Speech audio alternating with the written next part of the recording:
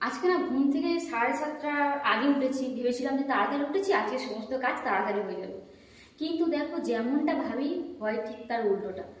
এখন ঘড়িতে প্রায় 11:30 বেজে গিয়েছে।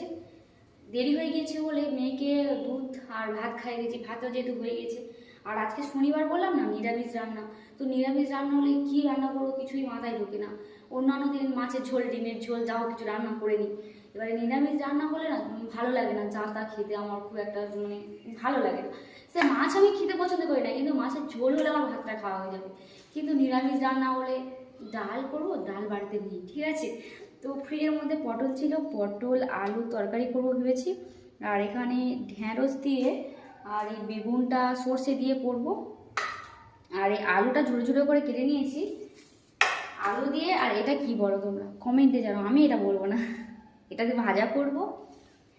আর এই দেখো এদিকে তোমার সাথে কথা বলতে বলতে দেখছি কড়াটা পুরো ধোঁয়া উড়ে গিয়েছে। ফার্স্টে আমি ঢ্যাঁড়স কী করবো ফার্স্ট টাইম বুঝতে পারছি না, আগে পটলটা ভেজে নিই, তারপরে অন্য রান্না বসাবো। মেয়ে স্নান করিয়ে খাইয়ে দিয়ে ও একবারে ফেলে দিই ঘুমানোর জন্য। এখন তো ঘুমাবে না,